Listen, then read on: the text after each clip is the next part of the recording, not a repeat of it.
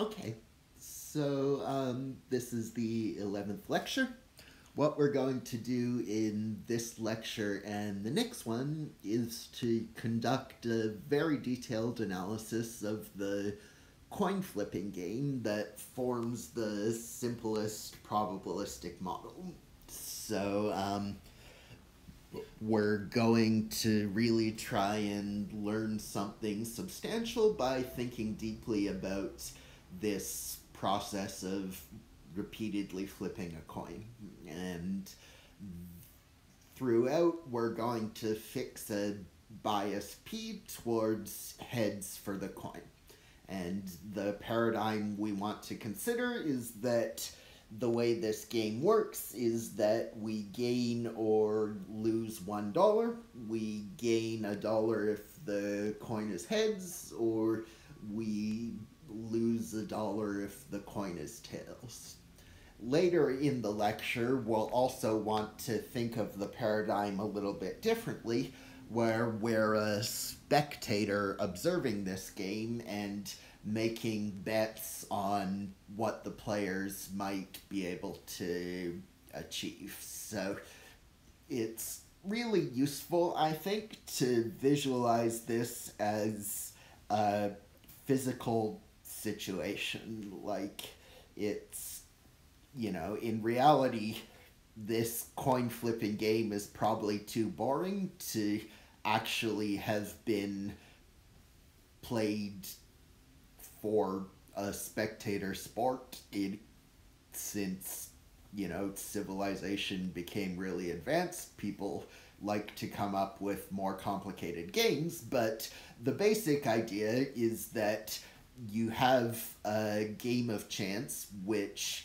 is both something we could think of ourselves as playing, or something we could think of ourselves as being a spectator and standing in a crowd watching people play this game. And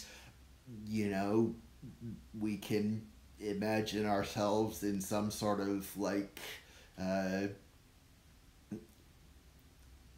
theater or something, and there are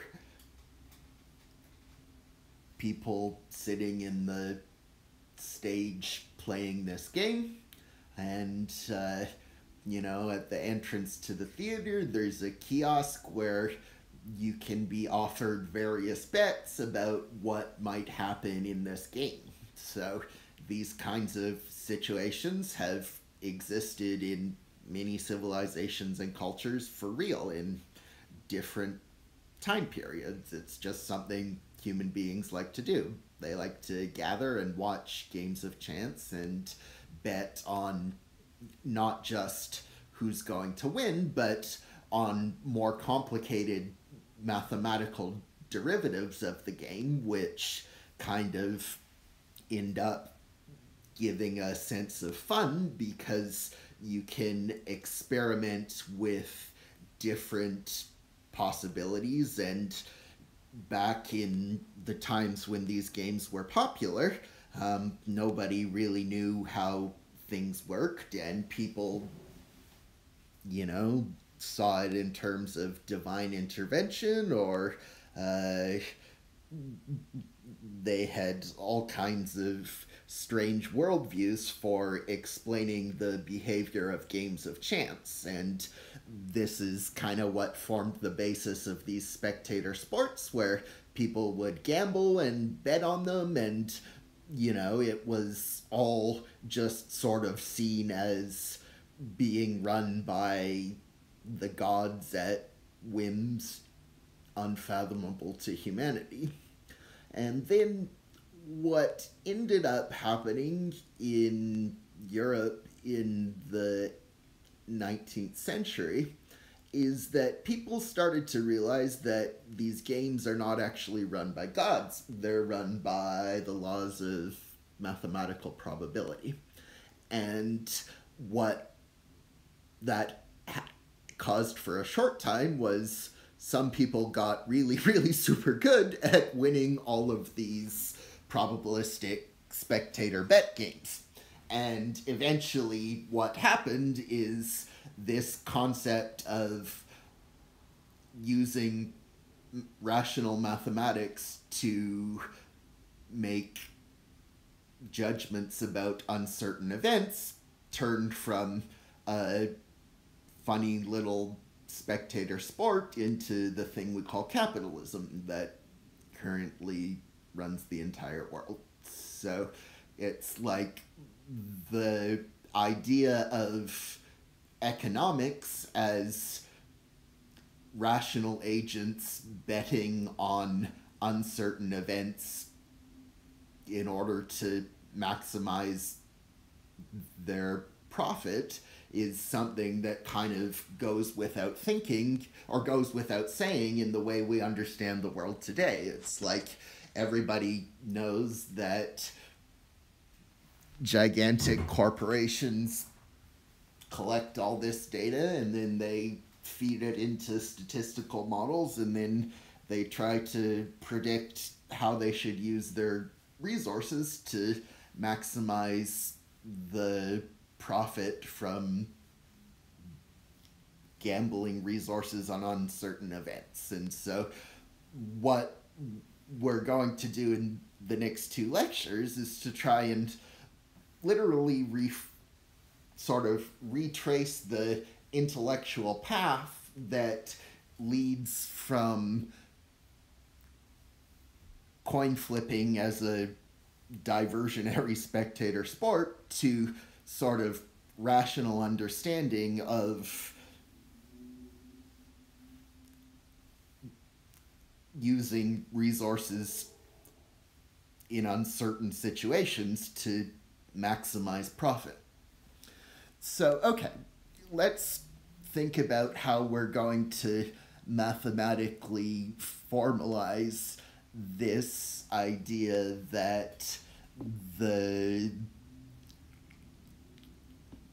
game has a bias of p towards heads and we get $1 depending on whether it's heads or tails.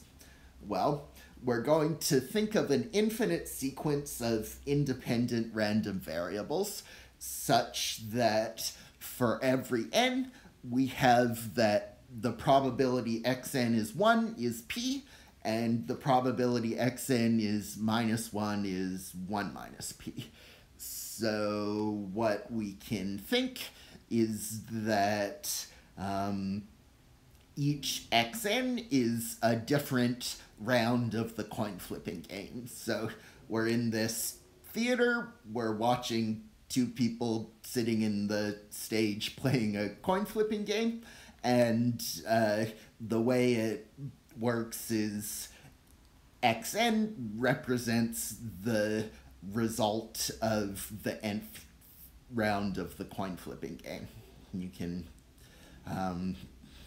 so saying that these random variables are independent from each other just means that the events written on the bottom of the screen are independent for different values of n. So it means that the event xn equals 1 is independent from the event xm equals 1 if m is different from m. So it's like x3 equals 1 has no effect on x4 equals -1, and x4 equals -1 has no effect on x5 equals -1, or any combination of those things you want. As long as it's different rounds of the game, they're independent events, whether the random variable is 1 or -1.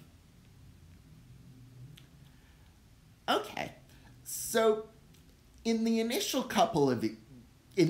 example, we want to think of ourselves as actually playing the game. So it's like in this first example, we're approaching it from kind of the very, very historically earliest perspective, where we're not even in a kind of establishment watching this game as a spectator and betting on derivatives.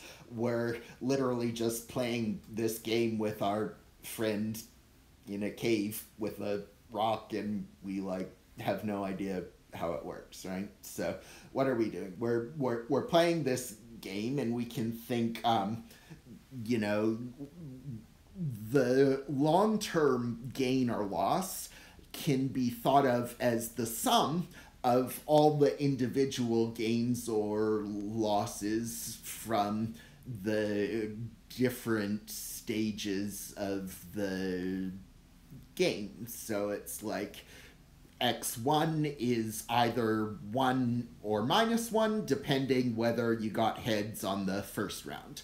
And x2 is either 1 or -1, depending on whether you got heads on the second round. And so you add these things up, and then if the game has lasted for n rounds, the sum up to xn is the total gain or loss, because you've added up all of the individual plus or minus $1 from the individual flips of the coin. Okay, so we can say that because these are all the same coin, the probability mass function is exactly the same for all values of k. So you can see what I've tried to write there in the probability mass function is that this is the probability mass function of xk for all values of k. The probability mass function is the same. It doesn't matter which round of the game it is. It's always p for 1 and 1 minus p for -1. Okay, so we can calculate the expectation of the kth round of the game. So the formula for expectations is you pair up the values multiplied by the probability mass function and add them all up. So there's only two values, and we have 1 paired with p plus -1 paired with 1 minus p. And so this gets us 2p minus 1 for the expectation from a single round of the game. And then the long-term expected gain is what you get by adding up the random variables and then using the fact that expectation is linear, and the expectation of a sum is the sum of the expectations. So we have this random variable x1 plus x2 plus x3 up to plus xn, which represents the sum of our gains and losses from each individual round of the coin flip. And we can say that the expectation of the sum, which is our expected long-term gain, is the sum of all the individual expectations for the particular flips. And since there's n rounds we're considering, and they all have exactly the same expectation, we can turn this sum with n terms into just n times any one of the terms, since they all have the same value. So this sum ex1 plus up to exn, we can turn into just n times expectation of xk. And so what we can then say is that the long-term expectation is n times 2p minus 1. So in particular, we can see the first thing that anyone rationally dealing with this game needs to know, which is that if p is bigger than a half, then you should expect to gain from this game the more times you play it.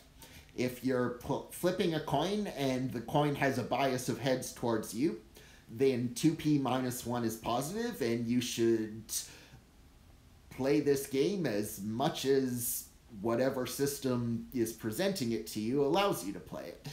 And if p is less than a half, then 2p minus 1 is negative, and it's irrational to play this game even once, because all you're doing when you're playing it is you expect to lose more and more the more times you play the game. And as you may have an intuition, if p is exactly if p is exactly 1/2, then the game is fair just like the coin, and no one can expect to gain or lose anything just from playing it. So the basic idea of a game of chance is that if the game is fair, the players themselves have no rational path to do anything to change their wealth using the game. If you're playing a perfectly fair game, you can't do anything to gain or lose from it, and just playing it is not the right strategy. But, you know, if you have a fair game, you can often bet on it in indirect ways other than simply betting on a fair game where you have no expectation of winning anything. And that's what we're going to talk about now. Okay, so now we want to have an example where we think that we're a spectator watching the game. So we want to think that, you know, we're in some sort of civilization which has enough wealth to sponsor probabilistic games as spectator sports, but hasn't yet figured out mathematical probability. But maybe what everybody knows is that if you make the coin fair, then the players never end up gaining anything in the long term, never end up losing anything in the long term. If you make the coin fair, then the players themselves are not able to generate profit or loss. However, what we could think is that maybe we're watching the game, and everybody expects that if the game is fair, then there will be no end profit or loss for the players. And we can go back and think maybe we're at a stage where people have figured out this formula 2p minus 1, and you have a bunch of different games in your theater, and the coins have different weights, and you can walk around and bet on these different coins with different weights. And on the game where if you walk into the theater where the coin has weight p, then everybody in that crowd knows that they're supposed to expect the player with the heads player to end up gaining n times 2p minus 1 in the long term. So, you know, we can think that the players are not actually doing this with real money, they're just putting on a show. You know, it's a spectator sport. People have figured out how probabilistic games with flipping coins work for the players. And so we have all these theaters where the players are playing these different games with coins of different weights, and everybody knows that if you go into the theater where the coin has weight p, then the player with heads is going to end up gaining n times 2p minus 1, or losing that, depending on whether p is bigger or less than a half. But let's say we're also offered the chance to bet on how far away the final result will be from what everybody expects. So it's like, if we're thinking about a fair game, we can bet, well, if we're going to see 1,000 rounds, how far away will the 1,000 round result be from 0? You know, if it's pretty unlikely that you play 1,000 rounds and the players end up exactly winning 500 each, there's probably going to be a small advantage to one player. And so we can try and bet on the size of the small advantage to one player, even though there's no rational way to bet on which player is going to accumulate that small advantage. So how are we going to guess what the size of the final advantage will be, even though we can't guess who's going to accumulate it? Well, this is exactly what the concept of variance is designed to do. It's like variance is the expectation of the squared difference from the expectation. So that's a little bit hard to understand at first because you repeat the word expectation twice, but you need to think about it in terms of the physical metaphor I'm describing. It's like everybody understands the expectation of the random variable. It's like this is what you're seeing from the players. The players are expected to achieve e of x in the game.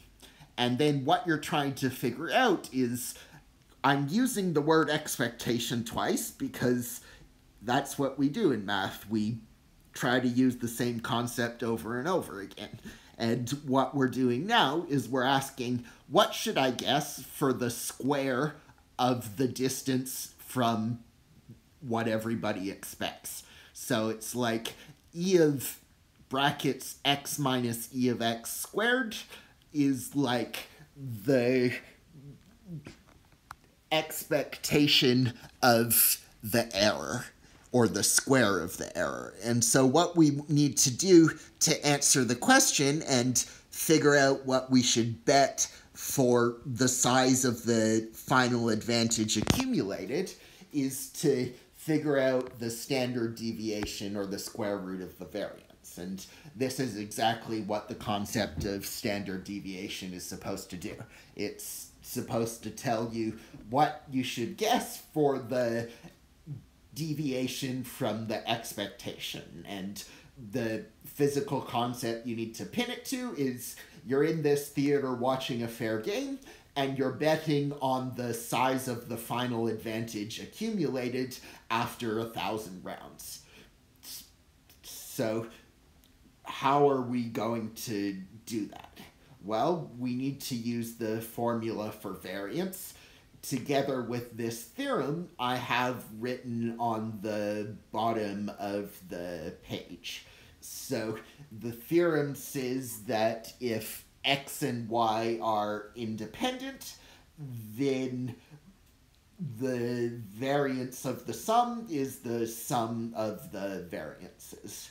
So we can go through and calculate the variance of each one of these random variables using the formula. So we take the expectation of xk squared, where we pair up the squares of the values with the probability mass function, and then we subtract the square of the expectation, and we get 4p times 1 minus p. And then to get the long-term variance, we add up n copies of this, so that in the final result, we get 4n times p times 1 minus p, because we have 4p times 1 minus p is the variance for an individual one, and then we have n copies. And so we want to guess the square root of the variance to compensate for the square that we put inside the expectation in order to make it non-negative and get a proper error estimate, rather than canceling out based on equal error on either side. So we're trying to estimate the square root of the error squared.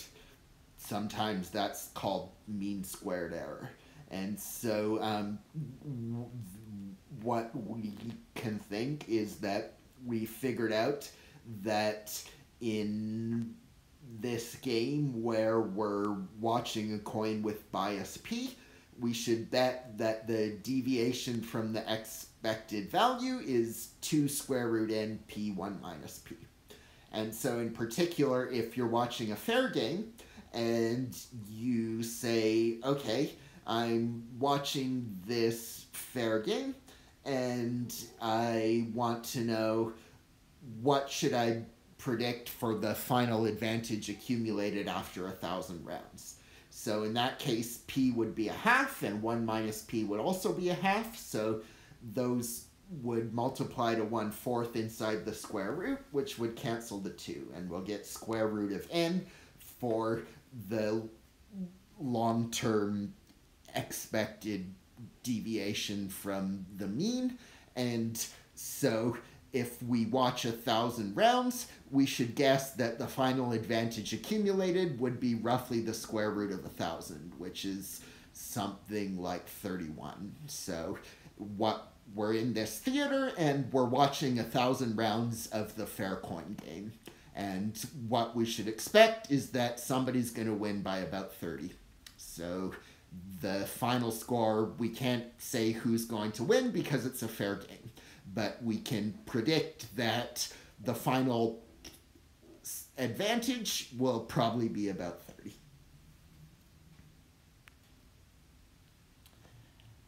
Okay, so we've determined the two basic parameters of this simplest probabilistic game.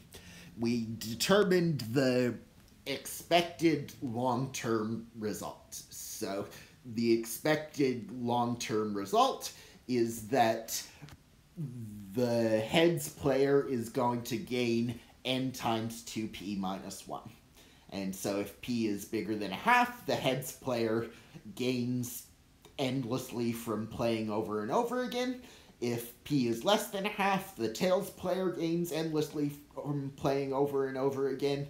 And if p is exactly a half, no one gains anything from playing, no matter how long you play.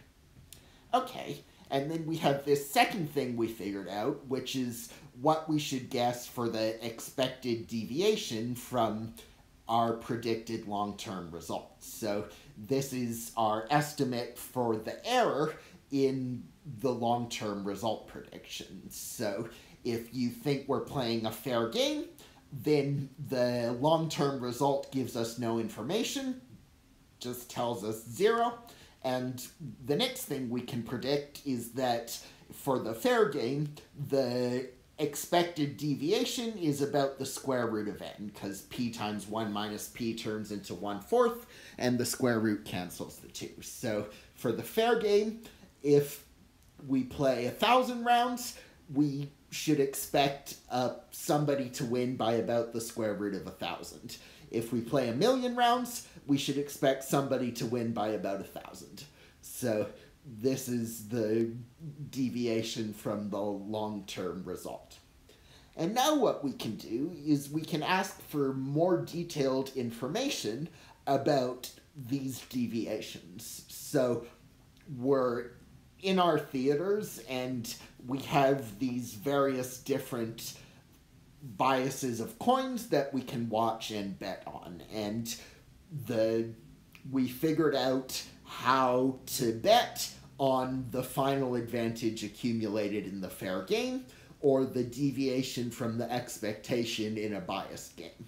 So now we can say, all right, we're going to put this standard deviation in the same category as the expectation, where the house knows it too, and we can't win anything by betting on it. So it's like, in the original case, nobody knew what the expected long-term result was for the players. But we can say, all right, let's say everyone knows the expected long-term result for the players, and so the players work for the house, and it's just, you can't, playing the game is just a show. Nobody can win from playing the game because everybody knows what to expect for the long-term result. And so the next thing is like, okay, well, we started betting on what the deviation from the expected result is. So in terms of the fair coin, it's like we're betting on how much the final advantage accumulated is. In terms of the bias coin, we're betting on the excess profit for the player who has the bias.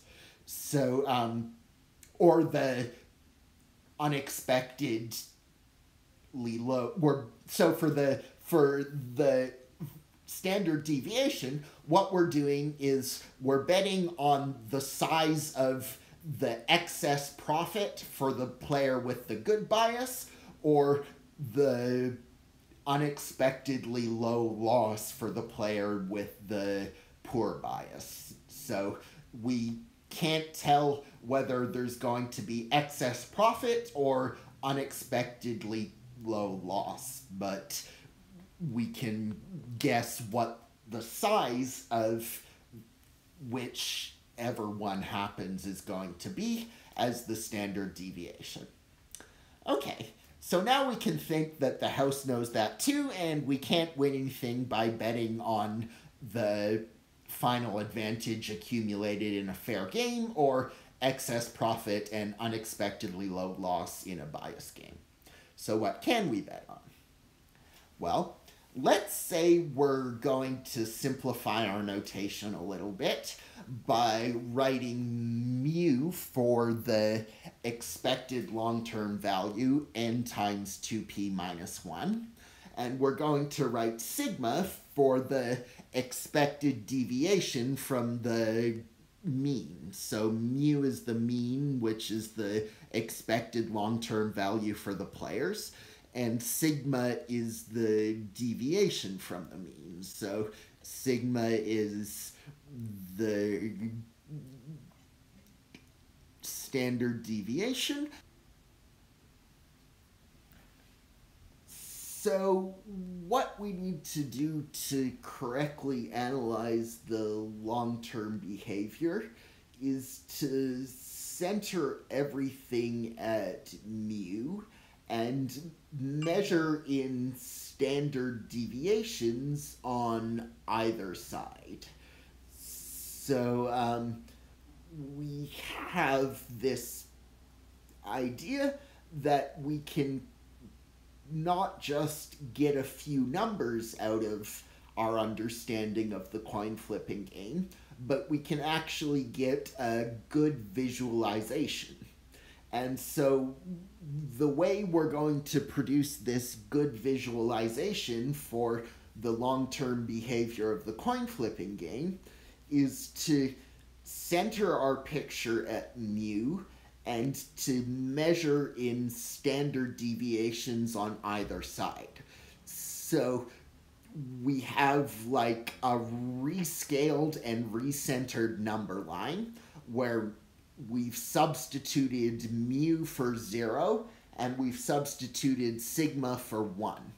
And so what this rescaled number line is supposed to do, where we've substituted mu for 0 and sigma for 1, is to let us figure out the probability that the long-term result of the game is between mu plus a sigma and mu plus b sigma, where a and b are fixed real numbers. So the idea of a probability density function that we originally started with was that it tells you the probability that the random variable is between a and b. And the story I've been telling with this coin flipping game is that you can end up understanding it really, really well through an analogy where you think of the long-term behavior as a single random variable, and you substitute mu for 0 and 1 for sigma. So this ends up giving us what's called the DeMoivre-Laplace theorem. So I think DeMoivre and Laplace were two French dudes who were lucky enough to be wealthy and in coffee houses where people were playing probabilistic games. And what they did with their wealth is they decided they were not only going to play these games, but they were going to think about them until they figured out exactly how you could win. And what they figured out is that if mu is the mean, so mu is what everybody expects, and you judge the long-term value in intervals centered at mu and scaled to sigma, then you get a really, really fantastic thing which happens, which is that this analogy magically lets you turn a gigantic long-term probabilistic experiment where there's huge numbers of possible outcomes from repeating coin flips over and over and over again into a single probabilistic experiment, which is just this thing we call the standard normal, n0, 1. And so this is what's called a law of mathematical universality. It's like no matter what happens, you get a single picture arising in the large scale. And the picture that arises from the coin flipping game is the picture of the standard bell curve. And the caveat is that in order to get this flash of insight that the right picture for the coin flipping game is the bell curve, you need to understand how to draw the number line underneath the bell curve, which is that you need to center everything at mu and scale in units of sigma.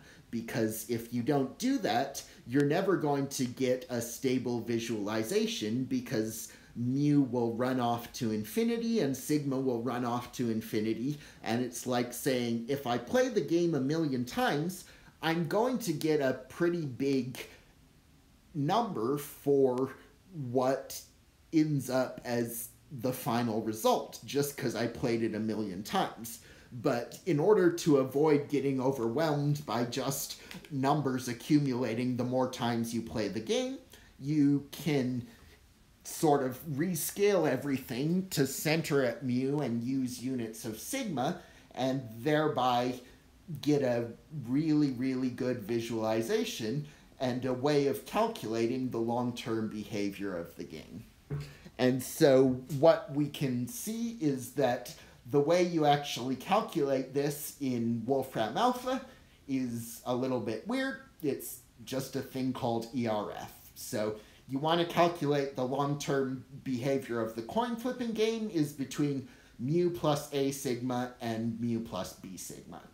And the DeMoivre-Laplace theorem says that this is equal to the probability that the standard normal is between A and B. And calculating the probability that the standard normal is between A and B, in Wolfram Alpha, you just have to do something weird because things are weird sometimes, and write it like 1/2 ERF B over square root 2 minus ERF A over square root 2. Okay, so let's say we're in the theater where the coin has a bias of 3/4 towards heads.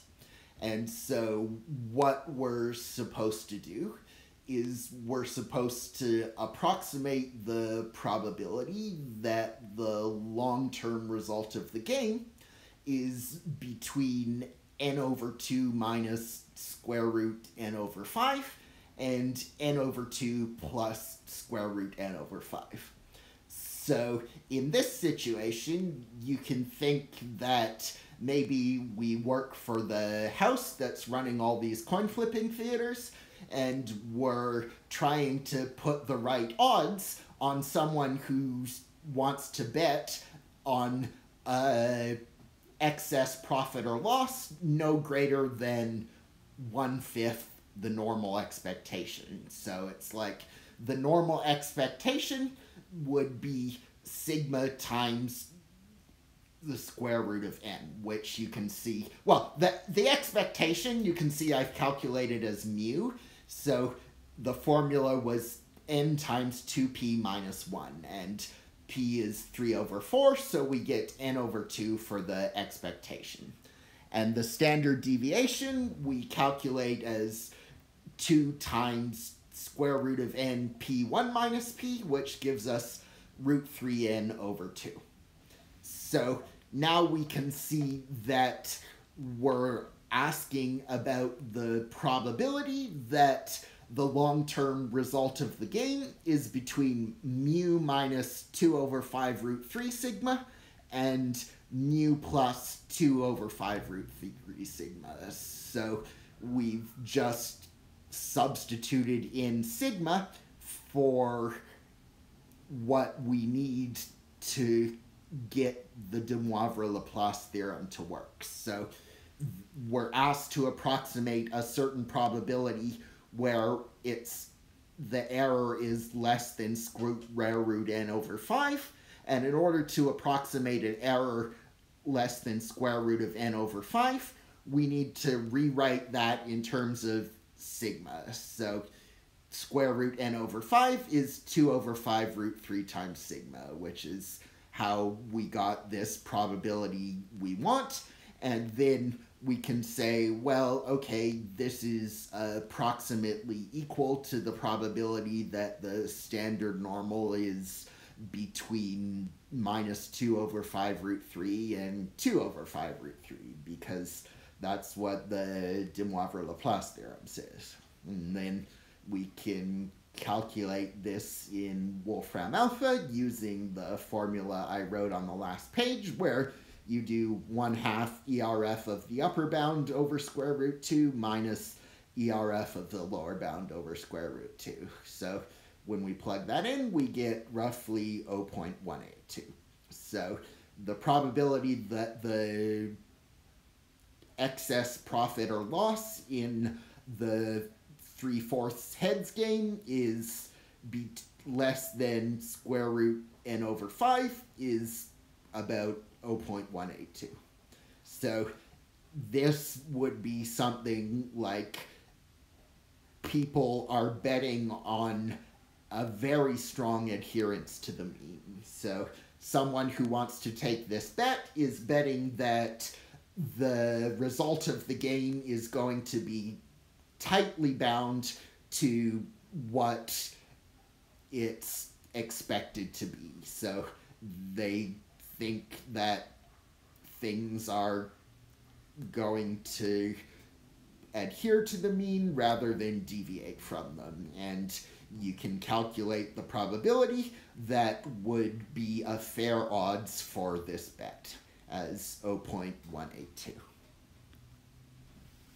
Okay, so to give you, in this example, we're really going to try and do something very concrete in terms of what we could think about as an intermediate place between watching coin flipping as a spectator sport and, 2021 stock market capitalism, where you have all kinds of mathematical derivatives at all kinds of prices being bought and sold under all kinds of terms of transaction, and people need to figure out basic probabilistic expectations for these transactions at a rate that's industrial in terms of the computing power that goes into these kinds of calculations.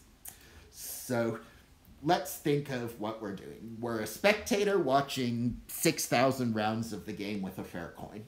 So we are offered a bet where we gain $10 if the heads player wins at least 100, and we lose $1 if the head player wins less than 100. Is this a good bet? So when you're asked if something's a good bet, what you interpret that is what's the sign of the expectation?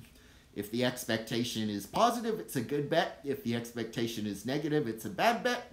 If the expectation is 0, it's a fair bet, and there's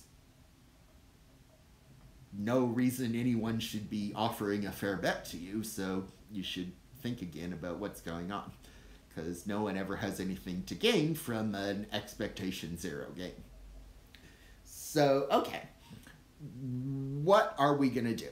Well, the first thing, we need to calculate the two basic parameters for the coin flipping game. So we have 6,000 rounds, so we're going to set n equal to 6,000.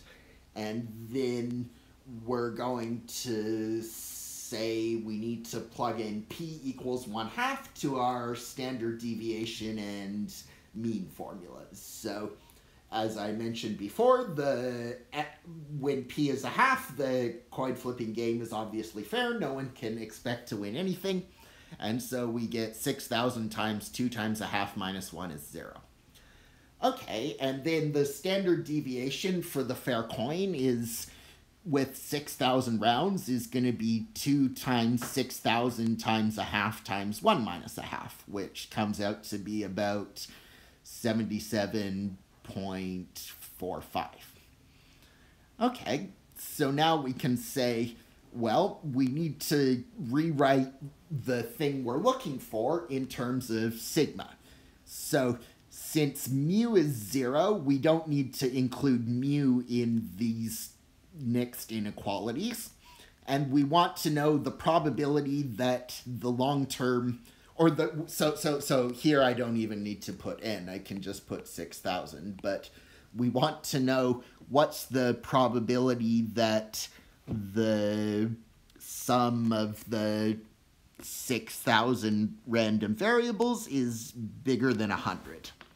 And so we need to write that in terms of the ratio with sigma. So x1 through x6000 is bigger than 100 if x1 through x6000 is bigger than 100 over 77.45 sigma, because sigma is 77.45. Okay, so now we use the DeMoivre-Laplace theorem. So we want to know the probability that after 6,000 rounds, it's bigger than 1,000 over 77.45 sigma. And so the DeMoivre-Laplace theorem tells us that this is the probability the standard normal is bigger than 100 over 77.45. And so we plug this into our formula with the recognition that ERF of infinity is 1. So we do a half of ERF minus 100 over 77.45 root 2. And this comes out to be roughly 0.0983. So now we need to do what we always end up doing, which is to calculate the expectation of our gain or loss from the bet. So the terms were that we were supposed to gain $10 if the heads player wins by 100, and we lose $1 if the heads player wins by less than 100, or the tails player wins. So we calculated the probability the heads player wins by 100 is 0.0983. So the probability that our bet gives us $10 is 0.0983, and the probability that our bet loses us $1 is 1 minus 0.0983. And so we can do the expectation formula. You pair up the values with the probability mass function and add them up, and this gives us a positive number. It gives us about 0.0813. So we can say, yes, this is a good bet, as we can expect to gain an average of 8 cents each time we take it. And, you know, 6,000 rounds is a long time for a physical analogy of a coin flipping theater, but 6,000 trials of a random variable is not that much in terms of 2021 financial technology. And, you know, if you can gain at 8 cents by doing something on a computer 6,000 times, you know, that's a pretty good way to make money. Okay, so I'll end the lecture here.